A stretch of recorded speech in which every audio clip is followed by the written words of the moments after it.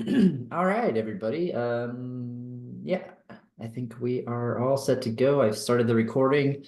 Yeah, welcome to class. I know it's not the way we expected to meet today, but the weather had other ideas for us, and so we're going to be doing things online. Hope you're all staying warm and safe out there. I actually drove my car into a bush this morning. True story. So it's been an interesting morning for me, but everybody's fine. Car's reasonably fine. Definitely a good day to stay home. It's been a while since I've done one of these on Zoom, so I've got all of you muted, and the chat's probably the best way to interact with me if you have questions. So feel free to shout stuff out in the chat as we go along. I will be keeping an eye on it. But otherwise, I'm basically just gonna go through the course material just as I would, as if we were all there together. So I hope that you are ready to follow along with me. Just before we begin, kind of want to give a quick refresher about the structure of this course, since this is our first sort of real day getting started in on some work.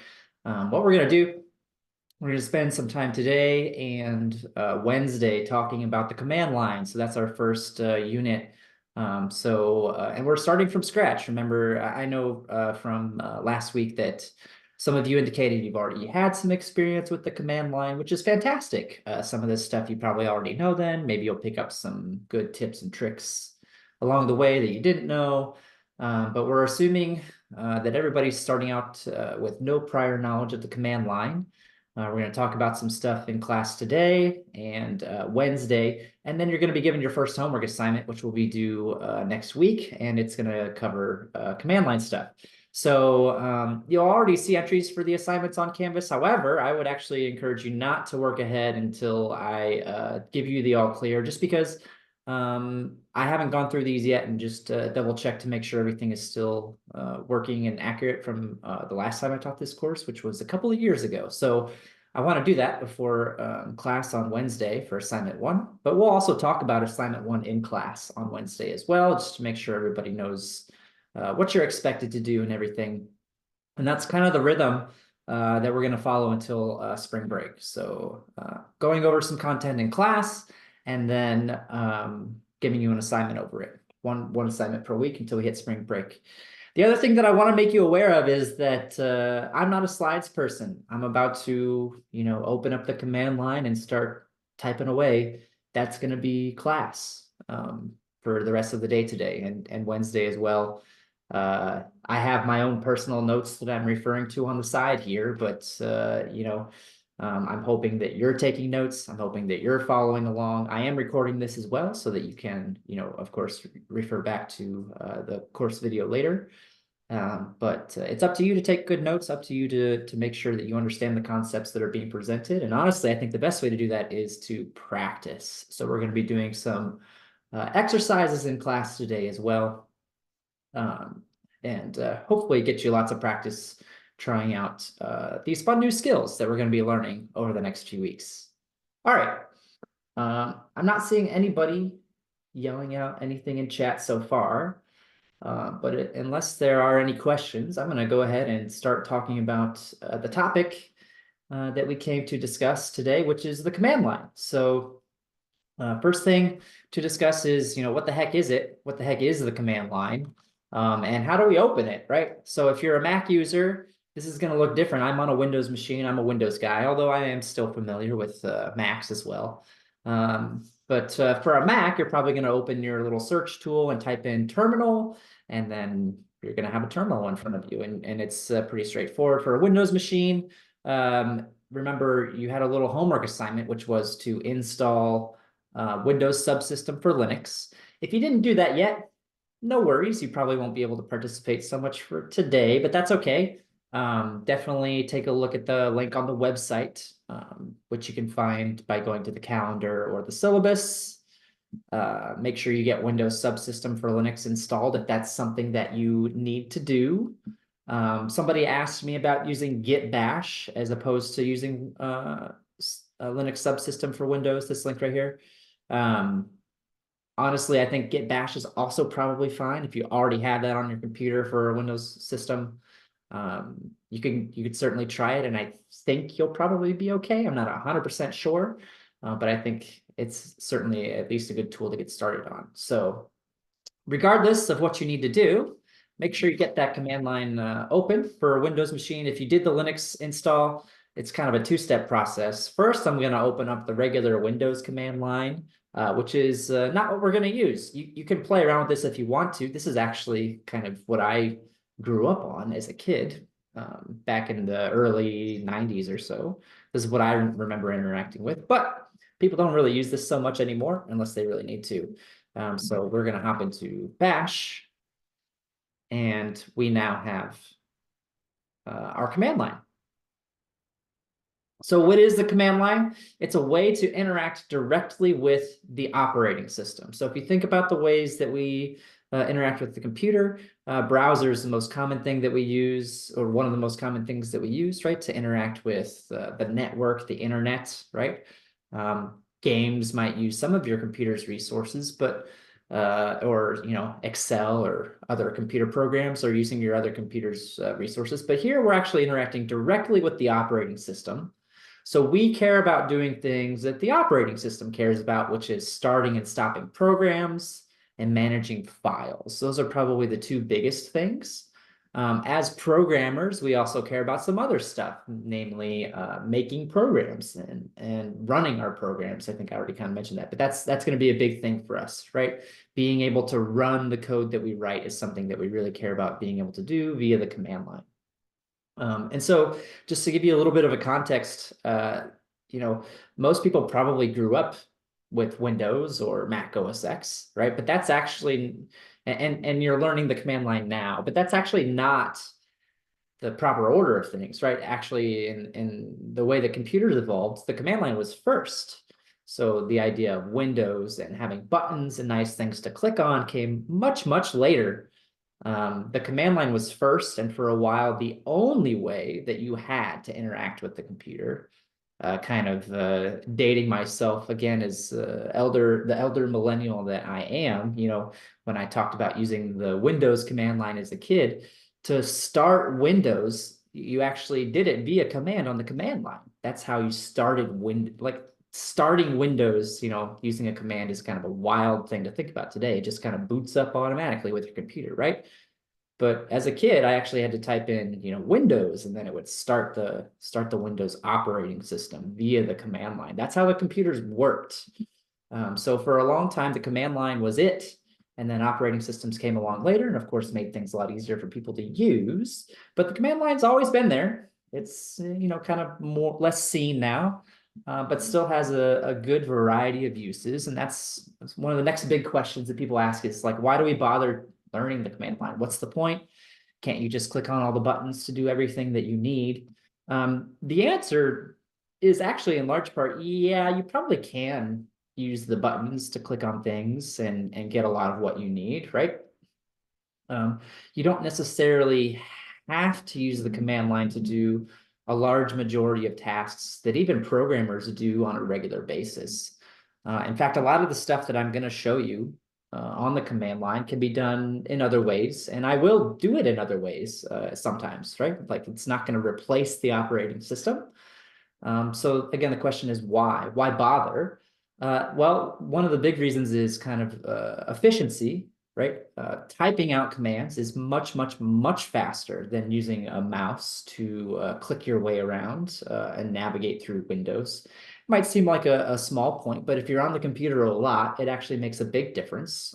One game that I still like to challenge myself to do actually is to see how long I can go without taking my hands off of the keyboard and without touching the mouse.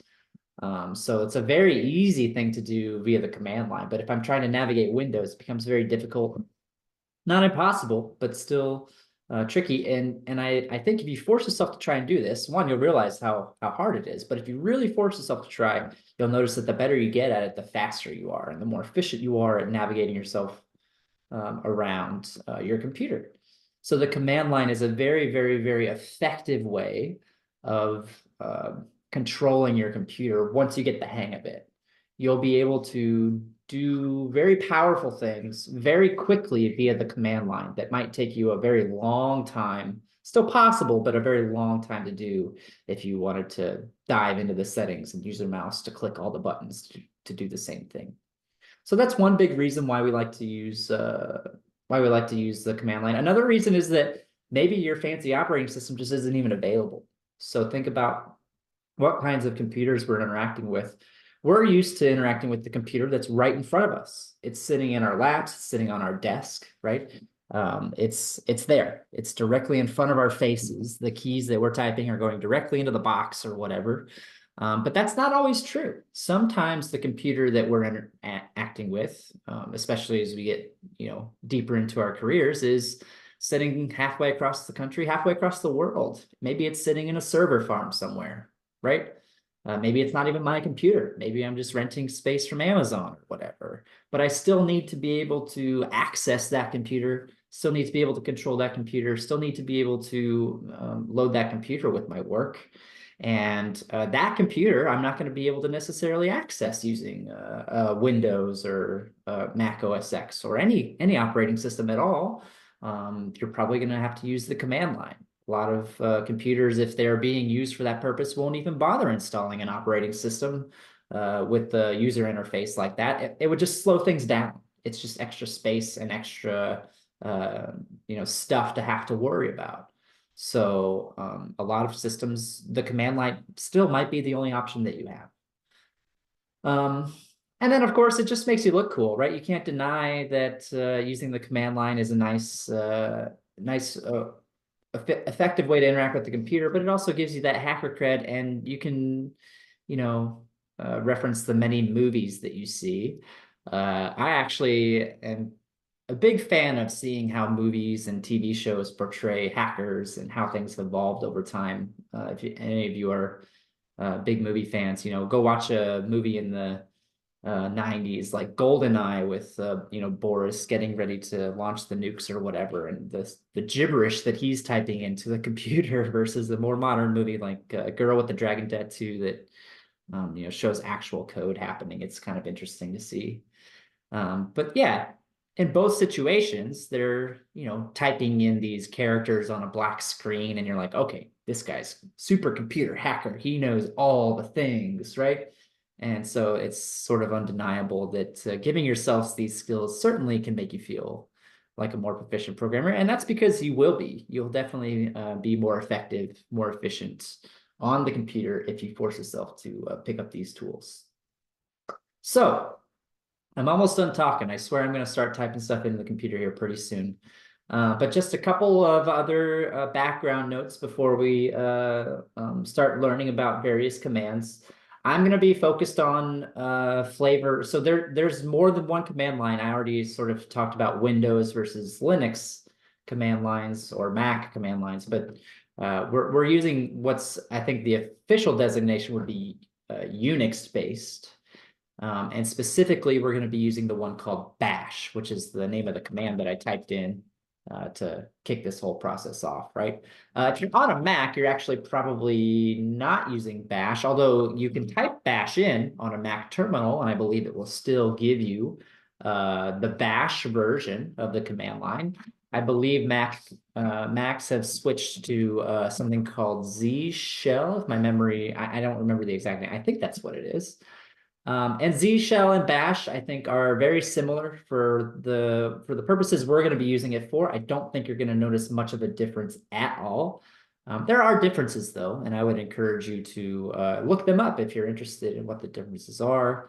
I don't expect bash to necessarily go away anytime soon. It is so widely used. It has sort of become the de facto standard for command lines, such that I mean, the fact that I'm using it on a Windows machine, the idea of that would have been completely crazy when I was in school, when I was in undergrad.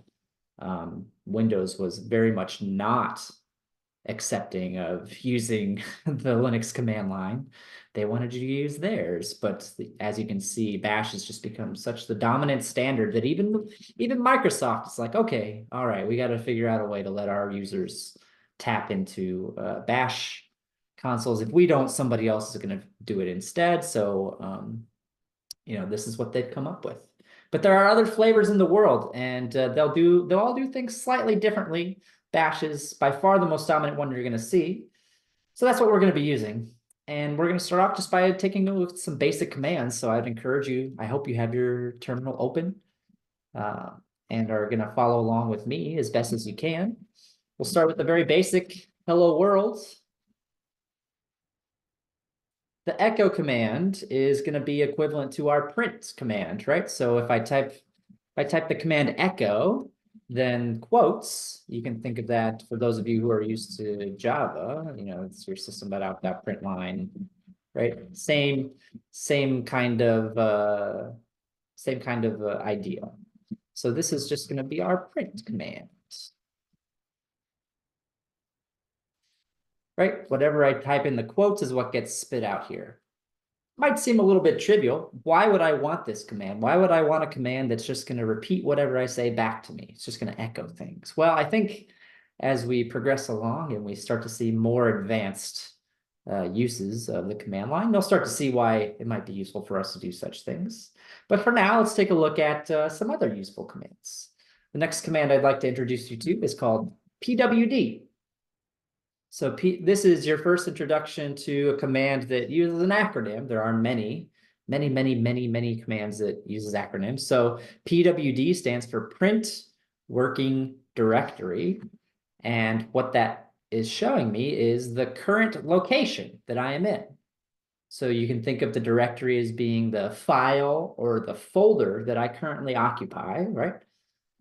That's my position. If I'm looking at a map, you are here would be pointing at current directory, which is almost always going to be your home directory after you start the shell, after you start bash. So here you can see that it's telling me, all right, ds shook, that's my name. So that's my home directory where all of my personal files are. You probably see your username here, right? Or your name. And then this part might also look a little bit different depending on whether you're using a Windows machine or a Mac. That's totally okay, but this is what's called the path. So you could think of this as directions. How do I reach this location? How do I reach this folder? So the folder is called, whatever your username is. How do I get there? Well, I have to start at the very beginning of all files, right? We're going to talk about actually a file structure later on today. Where do the files begin? We actually have a term for that. It's called the root. That term's going to come back a little bit later on. We're going to go into the directory called mount. We're going to go into the directory called C. We're going to go into the directory called users. And then finally, here we are in the directory ds_shook, right? That's where you are right now. So after you follow that path, you end up where you are right now. So pwd is just, hey, asking the computer, hey, where am I? What's my current directory? What directory am I currently in?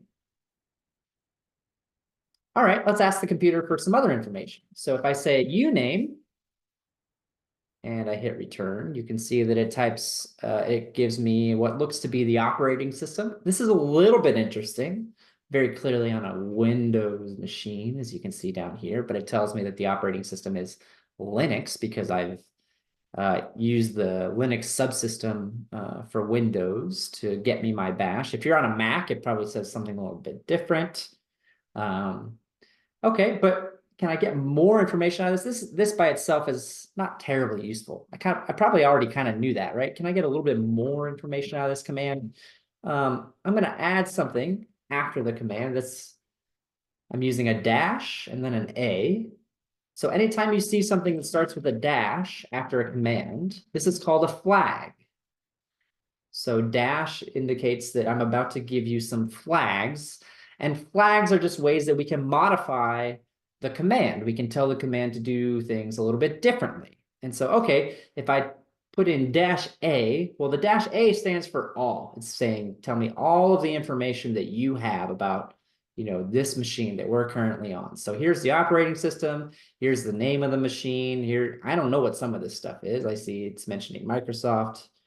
Here's a date. I'm not sure what the date is in reference to, but it probably stands for something. It's a 64-bit architecture, right? So here's a whole bunch of other information about the computer that I'm currently on. Yours, again, probably looks different. You're on a different computer. It's not going to look the same. You're going to see information about the computer that you're on.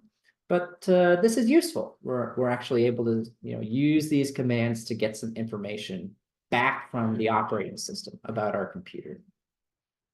So what else can this command do for me? How did I know to put -a here, right? Like, is that something that I've just memorized, because I'm so good at the command line? I mean, actually, yes, that is somewhat true. I've been using the command line for over a decade now, so I have memorized a lot of these commands just from using them. But there's also plenty of commands that I don't know how to use, or plenty of commands that maybe I have used them, but I just don't quite remember how. Some commands I've used so many times, and I still just don't remember exactly how to use them when I need to. Fortunately, there's a great way to look up information about commands. So, we don't have to do things like this, where I can start trying flags and say, all right, B clearly doesn't work. Can anybody find a flag that does work? There has to be something, right? H isn't working. Oh, P works. I found one. So P gives me something, right? But most of these are not, except, okay, so V works, right? Most of these are not acceptable flags. But how the heck am I supposed to know? Clearly I'm not supposed to just sit here and guess letters until I figure out what flags exist. We're going to take a look at another command. It's called man, which is short for manual, right? So I'm basically saying, show me the manual for the uname command. So if I want to know more information about a command, I can look it up in the manual. And so here we are. You can see it's showing me a whole bunch of information, starting with the name of the command, how to use the command. Here's a list of all the options. You can see I did a terrible job guessing, because it looks like there's at least, 10 flags there, and I only managed to find one or two.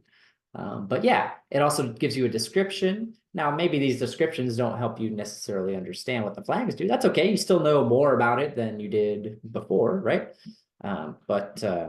Yeah, lots of more information about the command. And then sometimes down here, they'll even give you more specific examples about how to use a particular command in various situations. So the man command is great. If I wanted to use the man command to look up other things like PWD, that's also I can also take a look at this. I use the up and down arrows to scroll the manual, and then whenever I'm done, I hit quit, Q for quit, and it pops me back out to the command line here. So anytime that I'm stuck trying to figure out how to do something on the command line, the man pages are probably the first place I'm going to take a look at to see if I can figure out what I'm trying to do. All righty. So real quickly now, I'm going to pull up an exercise for you and give you a few minutes to work on it. Some of you might already know the answers to these questions from past experience or otherwise, but some of you likely don't. And even if you do, now is a good time to take a refresher of these commands, because they're useful commands, good commands to know.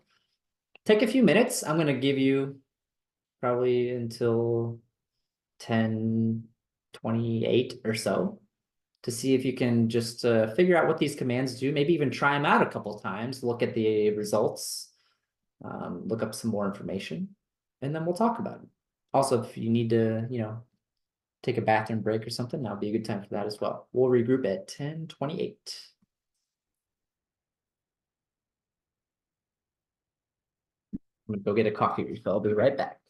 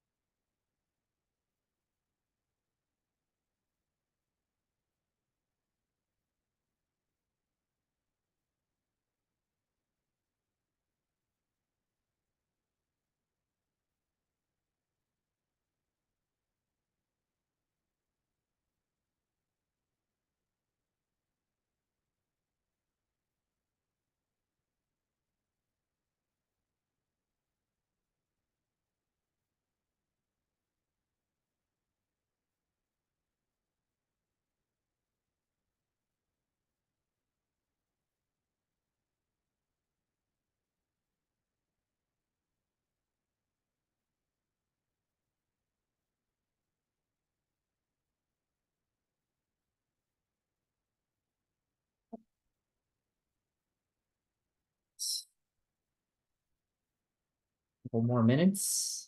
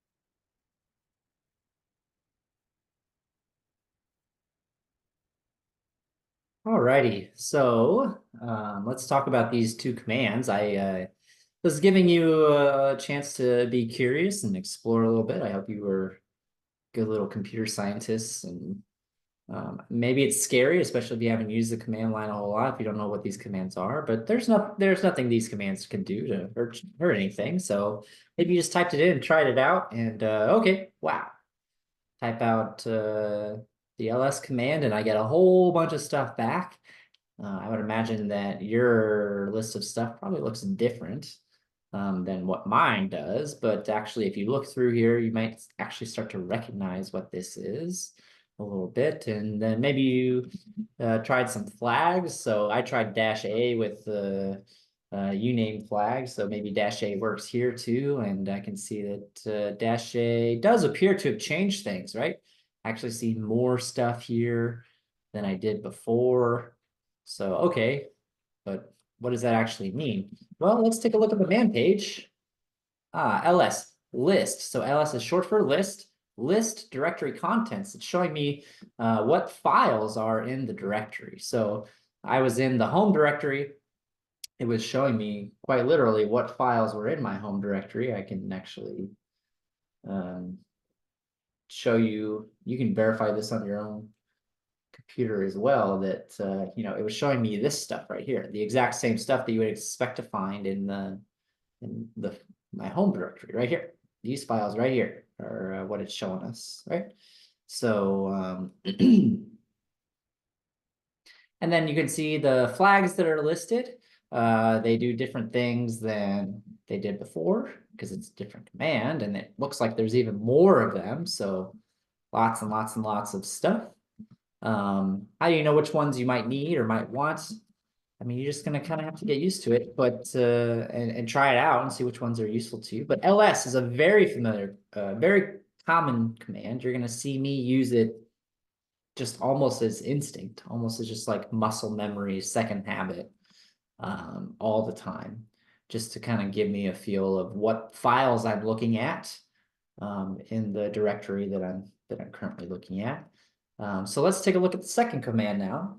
PS command is the command that I asked you to look at, and if I type that one in, I see different information come out this time. So if I look at this stuff, I know what time means, right? And I see bash, we talked about that today. PS, okay, well, that's what we're talking about right now. That's interesting, right? Still not really sure. Maybe I type PS-A, didn't seem to do anything, right? Does it do any? Oh, -L did something, but still looks like a bunch of numbers. Can't quite figure out exactly what I'm looking at. But okay, let's take a look at the man page for PS. Port a snapshot of the current processes. So what PS is showing us is a list of all of the programs, all of the processes that are running from the command line. So it's obviously not a list of all the programs that are running on your computer. There's a lot of stuff on your computer that's running. I've got, my browser and a whole bunch of other programs open that I did not see showing up on that list. What it's showing me is a list of programs that have been started from the command line. So you can see that this is the command line itself that is running. And then the PS command is a command itself that is running. At least when I run the PS command, it's running, right? So it shows up on the list. If I had any other stuff that I had started from the command line, it would show up here as well, right? So you can see, but the browser's not showing up here. The other programs that are running aren't showing up here. It's only stuff from the command line. You can also actually control programs, processes from here too. This is kind of a useful command. If you ever have something that gets stuck, you can use this command to kill a process that is frozen or locked up. If the computer is not doing it for you. So a good thing to know. And another thing that I wanted to show you is that, this is a good example of a man page that shows you some examples. So here's some examples, right, of how you might use this command in various situations. This is one of the best uses of man pages, especially for complicated commands. They will show you, here's some examples of actual things you may want to do with this command. So I think that's an extremely, extremely valuable resource. Cool. All right, we're going to do some more exercises a bit later on. But first, we're going to learn some more commands. So I've been talking about files and directories. I talked to you a little bit about the path. But we need to have a way of moving, right? So I'm currently in my home directory. I'm in the directory with my name on it, but there's files all over the computer in different directories and different folders. So I'm going to want to be able to, navigate around, move from one place to another on my computer, right? And so the way that we're going to do that is with a command called cd. So cd is probably the most commonly used command, stands for change directory. So the way that cd works is that we type the name of the command, and then we type the name of the directory, the name of the folder where we want to go. There's a few different ways that we can do that, though. And that's, I think, what's important for us to talk about is, how the various ways we can use this command to jump around to different places in our computer. So if I scroll back up here to the result of ls, you'll see that these are color-coded. Anything that is highlighted with the background in green, that's a directory. So that is a place that I could go, right? I could use cd to navigate into that directory and look at the files that are in that directory, for example. So you see I got one for Eclipse. I've got one for various classes and stuff that I work on, right? One for my desktop, one for my documents. So what if I just jump into one that I know that's probably going to be empty because I use Spotify like most people do. I don't think I have anything in my music folder, but let's say I wanted to go in there and see. I would say cd music, and you can see actually on the command line that I'm now in the music folder.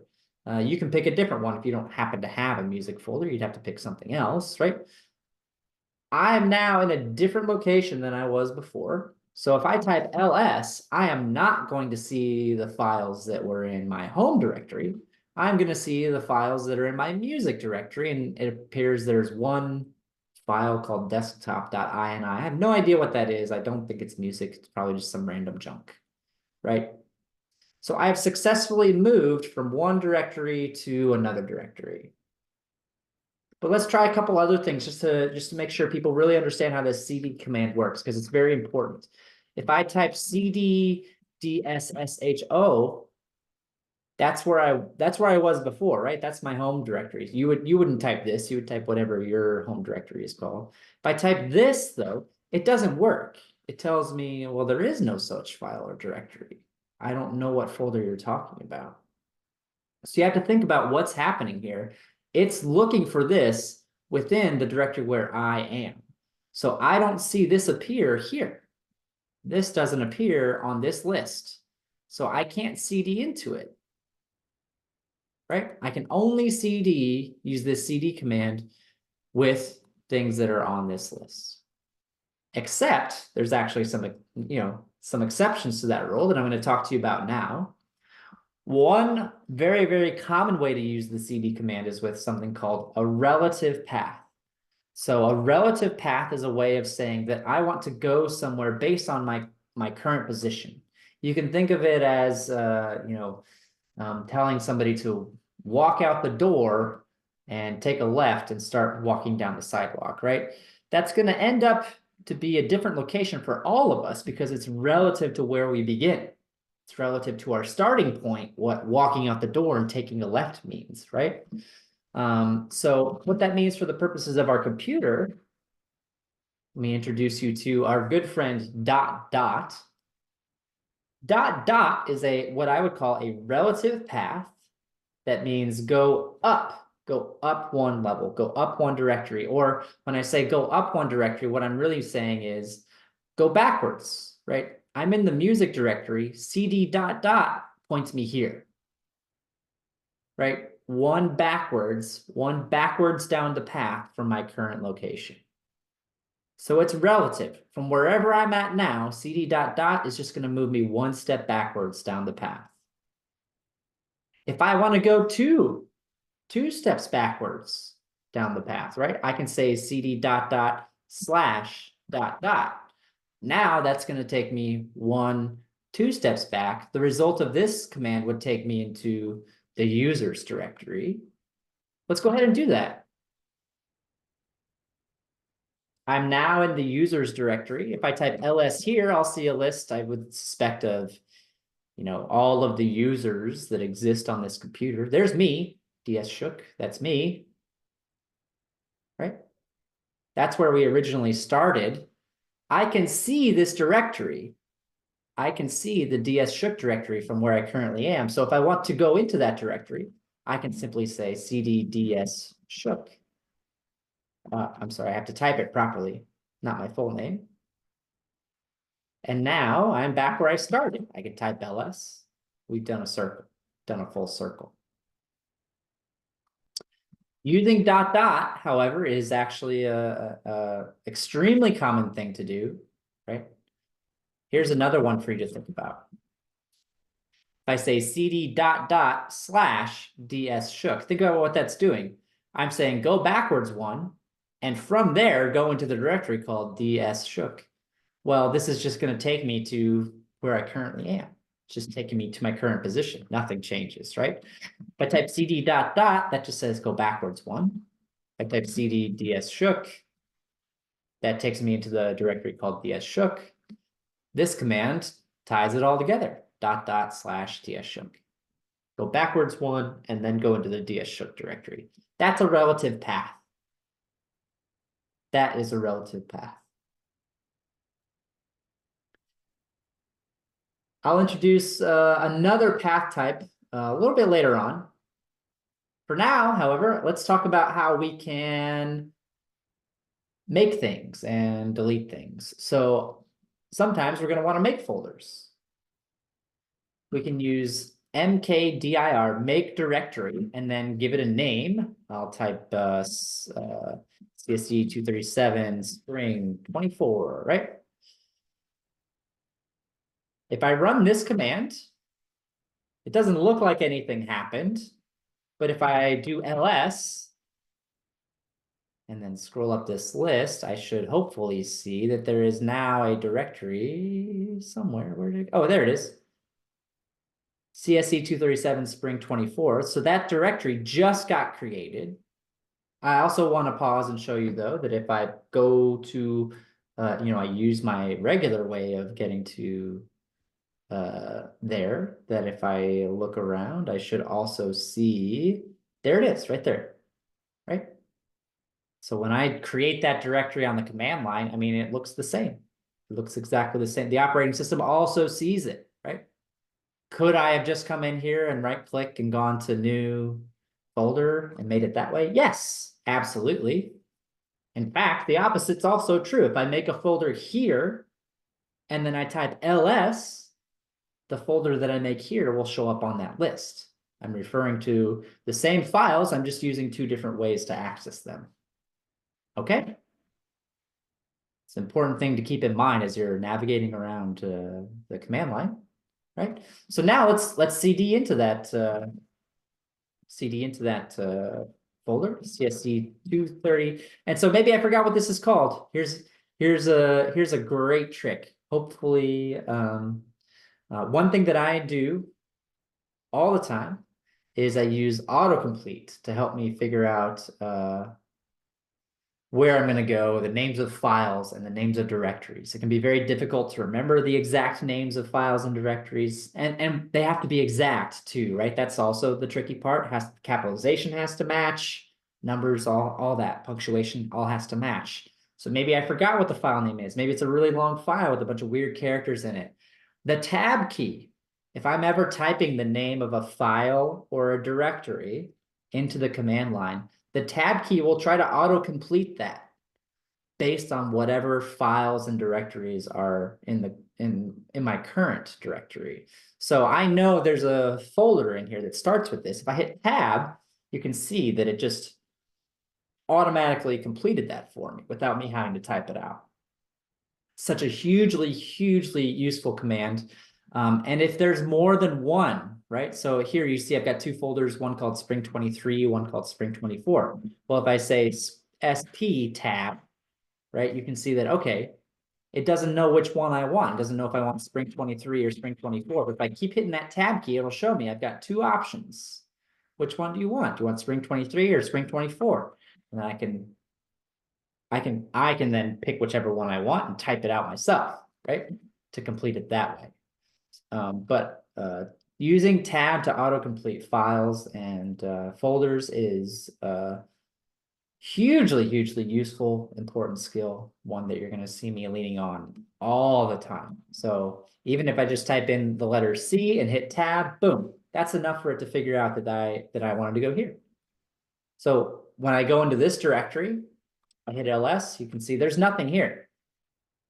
It's a brand new folder. There's nothing in it. If I go into this directory though, and I say, let's make a new text document. I could do this via the command line, by the way, and I'll show you how to do that in just a little bit. But I'm going to make just a plain text document. Type ls, and there it is, right? That little text document that I created is there.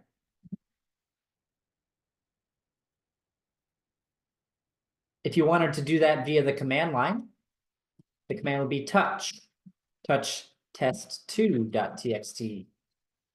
That will create a second file. Another handy command to note to create a file. All right, let's say I'm done. I don't need those files anymore. I want to get rid of them.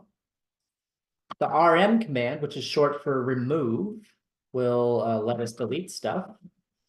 Now, I think it's important to understand that when you delete something via the command line, it is gone forever. It does not send it to your recycle bin or whatever. You can't go. There actually are ways you can retrieve it. It's not easy. It's kind of annoying, right? But it is a much more of a permanent deletion than when you delete something using your mouse by clicking the operating system. It's got a much more of a permanent effect. So be very careful what you decide to remove via the command line. Not easy to get that stuff back. Directories can also be removed. So if I want to remove an entire folder, right? Then let's say I want to remove that folder that I just created. I can use tab for autocomplete again. Remove directory, so rmdir is the command. But you'll see, okay, it won't let me do that because it's not empty. It's telling me that I want to remove this folder for you, but there's still files in there. You have to remove those files first. So there's a couple ways that we could go about doing this. A couple ways we could go about clearing out this directory. The rm command could be used, right? So I could say, all right, let's remove, there's only one file in there. I know it's called test something. You see how I used autocomplete to complete both the directory name and the file name there? Instead of having to type those out, all I did was type C tab, there's the directory, and I know the file's called test something, so I typed T tab, and it completed the rest for me without me having to type all that out. So that's very useful. You could actually also, delete it. You can actually do it all in one command. If I wanted to use the -R flag, I can actually just delete the directory like this, and it will go ahead and remove the directory, even though there are files inside of it. So this way will work as well. And after I do that, I can type ls to verify that that directory no longer exists. If I try to cd into it, you can see tab autocomplete doesn't work anymore, right? Because it's gone. I deleted it. That directory is gone. No such file or directory. The other commands that are useful to know for file manipulation / navigation, the move command. So mv is short for move. So that actually is going to take something from one location and move it somewhere else. And then the cp command is short for copy. So I'm actually going to make a copy of a file or a directory. And so they're very similar, right? They both have the effect of, putting the file in a different location from where it currently is. One of them does it via making a copy. The other one does it by actually moving the file. So it doesn't leave a copy behind. It just moves it entirely. But they're very similar commands otherwise. They work and act much the same way. And spoiler alert, you're probably going to have to use them coming up on your homework assignment. So I would encourage you to take them for a spin. Use the move command to try and move some files around.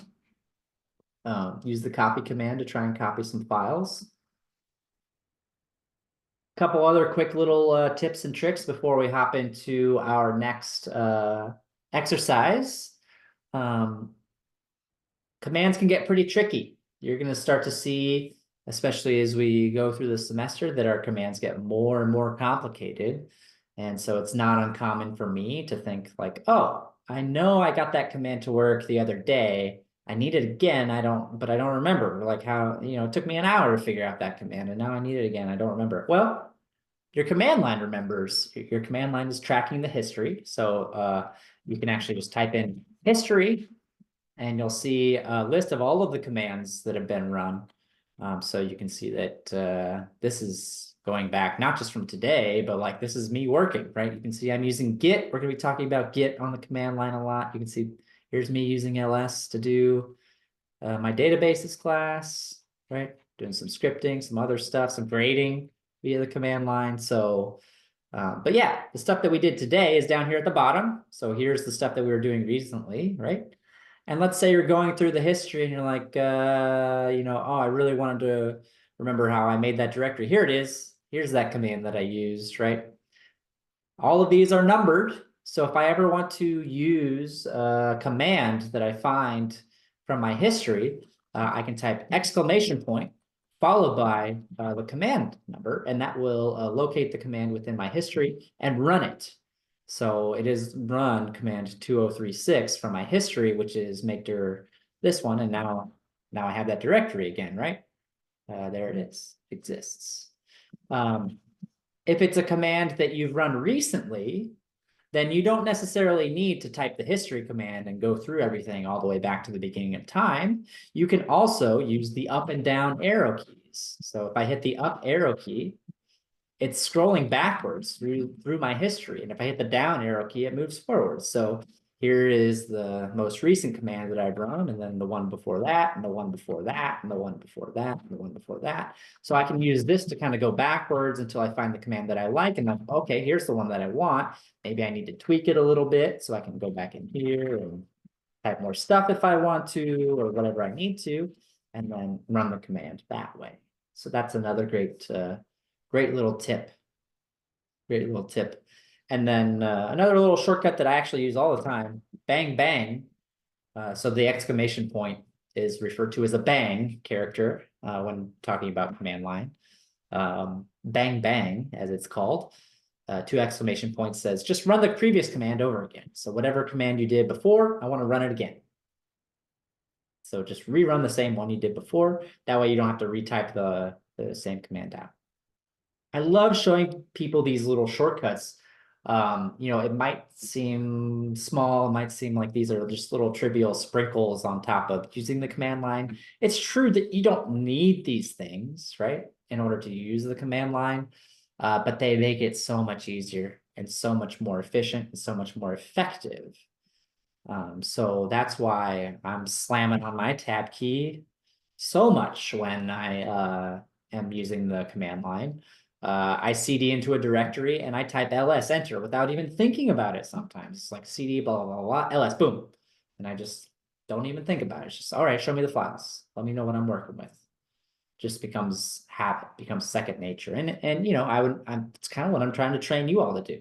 That's kind of the goal of this class right now, is to force you to practice these commands and get used to them yourself. Right now, though, it's time for another exercise. Oh, question in chat asking, show the format for move or copy. Yeah, sure. You can take a look at that by taking a peek at the command manual pages. So you can see move source directory. So this is what I'm moving, and this is where I want it to move to. Same for copy, I would imagine. Copy source directory, right? So yeah, give it a shot. Find a file or something. Copy test2, test3. And now I have test3 as well as test2. So made a copy of test2 in a file called test3. Move test3, test4.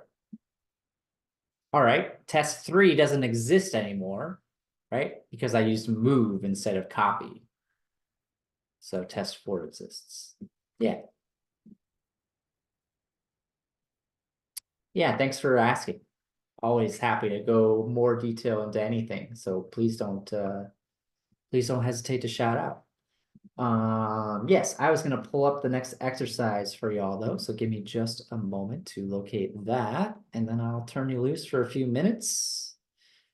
Um, I closed my folder with all the stuff I was navigating around. Here we go. All righty. So I'm kind of assuming that you're starting. Oh, shoot, where'd you go? I'm kind of assuming you're starting in your home folder here, right? But I'm giving you a series of instructions. I'm asking you to make a directory called test. And then within that test directory, make two more directories, right? Copy. This is going to be a tricky one. I can already see some people getting hung up here, right? Copy another file of your choice into this directory, and then open the file browser, locate the directories, kind of like I did. Make sure you can actually see the files, and then remove everything once you're done. This is tricky. This is definitely a lot trickier than the first exercise that I asked you to do. Let me see if I can format this a little bit better so that fits. There we go. Yeah, definitely trickier than the first exercise. Want to make it clear that nothing that I'm asking you to do here is going to break your computer or anything like that. So this line is maybe the most interesting slash trickiest slash scariest that I'm asking you to do so far. But give it a go. See what you can do. If you get stuck, that's okay. I'm going to walk through the whole thing. I'll do it right at the top of the hour, 11 o'clock. I'll walk through this whole exercise with you. Yeah, and if you run into any questions in the meantime, go ahead and type them in the chat.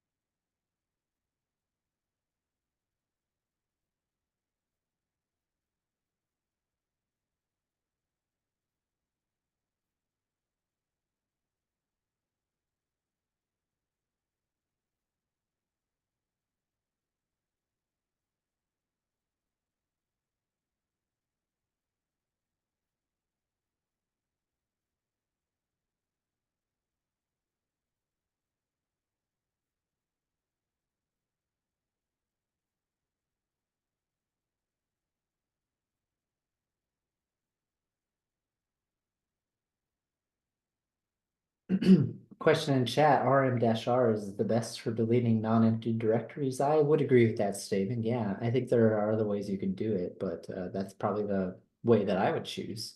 It's also possibly a dangerous one, because as I mentioned, when you use the rm command, it's permanent. It doesn't go to your recycle bin or whatever. So be very careful with that one. But yeah, that's what I would use. Hopefully this exercise went smoothly for you. I'm gonna start working through it, and if you did it a different way, that's totally fine. And if you got stuck, that's also totally fine. I kind of imagine that happening, but I'll walk through it and hopefully get you unstuck if you got stuck. Show you how I would approach this problem. So the first thing that we're asked to do is to make a directory called test. So that's probably the easiest one of the whole bunch. Actually, you can see I already have a directory called test. So let me delete that one first and then remake it. All right, so there's my test directory. It should be empty, right? Should be nothing in it because I just deleted it and created it from scratch. Okay, the next command is within the test directory, make directories called first and second. This is actually already where you could sort of deviate a little bit and choose a different path, perhaps. I would imagine a lot of you probably CD'd into the test directory. Can run it. There I am just running ls. That was like super automatic, right? Run ls, see that it's empty. And then you can run make directory from within here first, right? And there's my first directory. But actually, if you wanted to, you could do it without using cd at all. Just come from here and say make directory test first. I already made that one, so I'll say test second, and that would achieve the same goal. By cd into there. Now you'll see I have two directories, first and second. Or actually, I don't even need to cd into there. I can say ls test, and it'll show me contents, right? Show list the contents of the test directory. There they are. Two directories called first and second. Okay. Here's probably the tricky one. So copy. It's not the copy command isn't really hard, but this path is tricky in part because I haven't quite explained this path yet. Bin bash. So be careful about let's talk about this. Bin bash. That is the bash shell. This is quite literally the program that I am running right now, that I'm interacting with right now. So I'm saying make a program of the bash program and put it into the first directory. This path is not a relative path. This path is an absolute path. So any path that starts with a slash, that's what I would call an absolute path. Slash on the very left-hand side of a file path, we have a name for it. It's called the root. So the file directory, the file structure, I'm actually going to give you a little tour of it here in just a moment. But you can think of the file directory, the file structure of a computer as a tree. And so like trees, the file directory starts from somewhere, and that somewhere is called the root. You can think of it as the beginning, the entry point into our file directories, to our folders. But this is quite literally saying, take a copy of the bash program and put it into this directory. So go ahead and do that. Then it says, all right, grab some other file. So I'll grab, some of the files we were playing around with earlier and put it into the second directory. And then open up your Explorer and see if you can, go find where things are, make sure that it looks like what you think it should look like. So I'm in my home directory in a folder called test. Here's first and second. You can see them right there, right? If I go in here, there's bash. That's quite literally the bash shell. So this is the program that I run to start the command line. It's a copy though, right? That's why it's safe. This is a copy. It's not the actual one. And then here is my second folder. So the structure looks as I would expect. The commands that I ran on the command line are showing up even in the file browser on my computer, just as I would expect. And then the instructions say to remove everything, which I actually showed you that part first. rm-r test will get rid of everything all in one shot. Of course, you could also remove all of the files individually and all the directories individually, but the -R stands for recursive, believe it or not. So it uses recursion, our good friend recursion, to delete everything within there. And so here we are, back to where we started. I know that was a tricky little exercise, especially compared to the first one. Please let me know if you have any questions about it. I'd be happy to go through any parts of it again, if anything was confusing to you. But otherwise, we have about 15 minutes left. So I do want to go ahead and talk about one more topic to wrap up the day today. And it also has to do with files, okay? So if I wanted to do something particularly extreme, I just got done telling you about how this is quite literally the program that I'm running right now. This is the bash command line. You know, this is dangerous. I'm saying remove it, delete it off of my computer, take bash and just get rid of it. Is it gonna let me do that? You can see that, okay.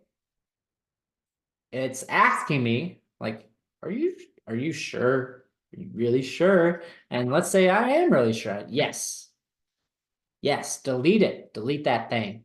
I can't. I genuinely cannot. You might have thought I just went crazy for a second, but I knew what I was doing. I knew that I would not have permission to delete that file. This is true of many files on the computer. You can imagine that there are lots of files that the operating system needs and uses to keep the computer running that we generally do not want people to mess around with. Myself also being one of those people, right? Being included. This is not something that, most people would want to do without a very, very, very, very good reason. So it's been locked down. This file has been locked down.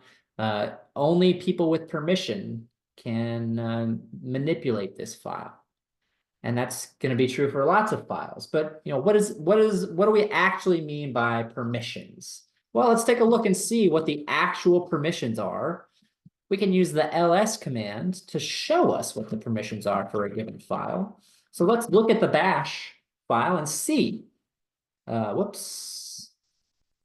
I used the wrong flag, not -A. I wanted -L there. Sorry about that. Used the wrong flag. So the part that I'm looking at is this part over here. These are the permissions. So anytime I use the -L flag to look at files, the first thing that I'm going to see over on the left-hand side is the permissions. And those permissions are actually broken up into 3 chunks. So this first one right here tells us whether it's a directory or not. This is just a regular file. It is not a directory. So you can see it's a dash there. If it was a directory, I would see a letter D for directory, right? The permissions come after that in 3 chunks. This shows us what the owner of the file can do. So the owner of the file is presumably whoever created the file, right? The user that was logged into the system when this file was created. So whoever owns this file has these permissions. And there are 3 types of permissions that we care about: read permissions, write permissions, and execute permissions. So read permissions mean that the owner can look at the file. Write permissions mean that the owner can change the file. I can actually manipulate it. I can change the contents of that file. And execute permissions mean that they can run that file as a program, meaning it does something for us. It's a command that can be run on the command line. So the owner, as you can see, typically is going to have free access to the files, right? The owner of the file, whoever created the file, is typically going to be allowed to at least read and write. You can imagine that if it's a text file or an audio file or a video file, we're not going to execute those things like a program. Those are not programs, so we might not have these permissions included. But owners are typically going to have read and write permissions. It's everybody else that we're kind of concerned about. So these next 2 groups, these next 2 parts of the permissions string here, this block shows us the permissions for everyone who is in the same group as the owner. So you can think of groups on your computer as being like administrators, right? Or, regular old users, right? So whatever group you may be involved in, that's what these permissions refer to. I would say that this is probably the least, these are the permissions I care about the least. I almost never use these or look at them.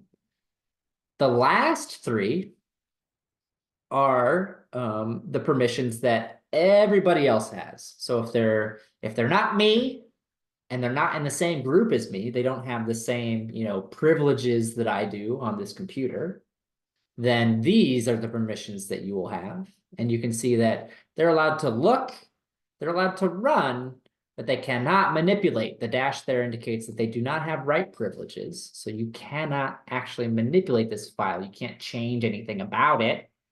All you can do is look at it, you can use it, but no touch. So these are the permissions. Every single file, every single directory on your computer has permissions associated with it for those three categories: the owner, the group, and then everybody else. The two that I care about the most are the owner and everybody else. I almost never care about the group. You'll actually see that the group permissions and everybody else are usually the same. That's very common to see the last two categories have the same permissions. So it's really just the owner and everybody else. But if I type ls-l just in my home directory, you'll see that, okay, there's lots of different stuff that you can see in here, right? Here's some directories that are clearly marked as such with D. You can see all of these have, this is basically full permissions for everybody. Anybody can just come in here and do stuff with that directory. And maybe that's okay. Maybe that's just a public part of my computer and that's what I want. So it's up to me as the owner of that file and directories to actually decide what the permissions should be and change them if I should choose to do so. And so the way that you would do that is with the chmod command. So this is one of the other commands that I use very, very, very commonly. Chmod, it is what's used to change the permissions. The man page for chmod is very, very useful. There's actually a lot of different ways that you can use it. I actually prefer to use it in what's called octal mode, which I think may not be the most common way of using it, but it's the way I was taught and the way that I like to use it. It basically allows you to think of this as a number. So if all three are present, that's a 7, where the R is worth 4, the W is worth 2, and the X is worth 1, right? If all three are missing, that's a 0. If I just want the R, that's a 4, 4, 0, 0. If I just want the W, that's a 2, right? If I want the R and the W, that would be a 4 plus a 2, which gives me 6. So using a number, you can actually represent which permissions you wish to have for a file. And so if I say, chmod 755, think about what that means. 7 is all of it. 7 would be all of these are on. That means that the owner has full permissions, can read, write, and execute that file. The 5, well, the R is 4 and the X is 1. So that means that everybody else can read it and execute it, but not write to it. Or maybe they don't need to execute it. Maybe it's music or something. So maybe 744 would be more appropriate if it's not a program. But those are probably the two most common numbers that I would use here. The 7 represents me as the owner having full permissions. And then the 4s or 5s that come afterwards represent everybody else having read permissions. They can look at it, but they can't actually change it. They're not allowed to touch it.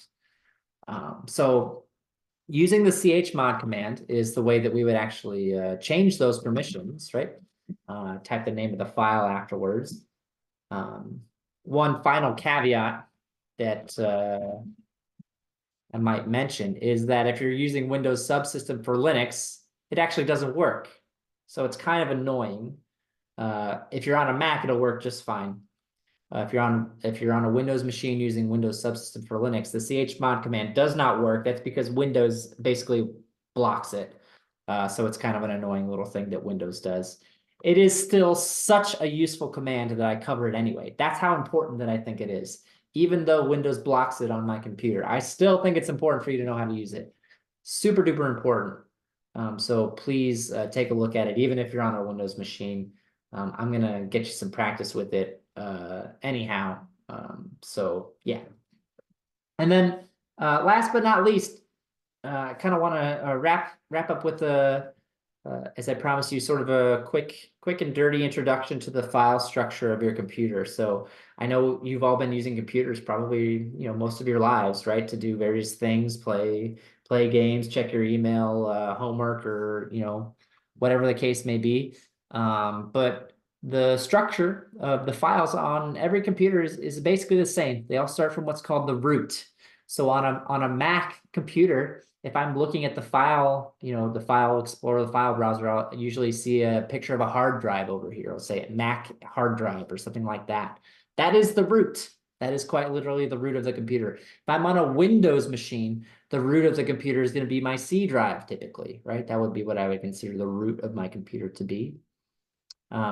You can actually represent that on the command line by saying cd slash. So slash is the root, slash is the origin, slash is the beginning of all files on your computer. And if I type ls here, depending on what machine you're on, you'll see things that are slightly different. I would expect if you're on Windows subsystem, Linux subsystem for Windows like me, you'll see something that looks very similar to this. If you're on a Mac, I would expect you to see something that looks pretty similar to this. You might have some of the same directories that I have, but you'll probably also have some different ones, right? So it's going to look a little bit different depending on what kind of a computer you're on. But the basic file structure of all Linux-based, Mac-based, that includes Macs, is basically the same. Windows systems, of course, Microsoft being Microsoft, does things differently because, that's Microsoft for you. But if you're using the Linux subsystem for Windows, like I am, you get kind of that Linux feel, even though you're on a Windows computer. So root is the entry point, right? Our home directory, well, actually, before I show you that, just want to be clear that a lot of the directories that I'm looking at here, this is operating system level stuff. So while I oftentimes will poke around in here and look at things, I might actually, some interesting directories to look at. If you go into bin and type ls, this is quite literally a list of all of the commands that you can run on the command line. There actually might be more in addition to this list, but there's CP that we use today, right? I'm sure all the other good ones are on here too. What else have we used today? RM and makedir. There's just so many. Oh my gosh, it's hard to find things on this list. There's RM, right?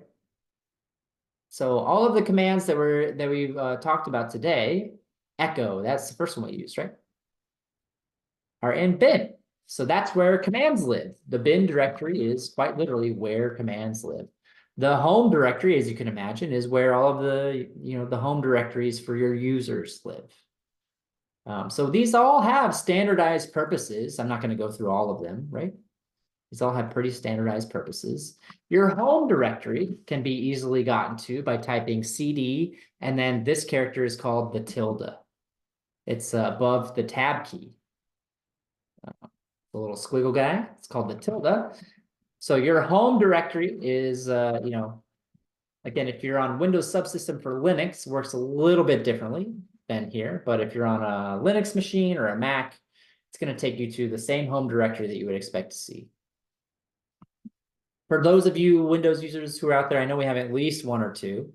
The C drive, if you're looking for it, is in the MNT directory. So because we're using Linux within Windows, there's kind of an extra layer between the root and our hard drive that they've inserted. But this is my C drive. This is, the equivalent of the root for my Windows machine. And my home directory, my actual home directory, which we were at earlier today, is right here. It's in the users directory. You can see that right here. or, kind of bring it full circle. Use the PWD command to see that at the beginning. Alrighty. That was my time. I know I think I'm just about out of time for class today. We're gonna keep going next Wednesday. So command line part 2 is coming up on Wednesday. Hopefully, if today was a refresher for you, we'll show you some new stuff on Wednesday. But don't start the homework yet. I'm gonna go over the homework in class on Wednesday. So don't start homework 1 yet. You can start that in a couple days, and I'll hopefully see you on campus. Have a nice rest of your day and stay warm. Okay. Bye, everybody.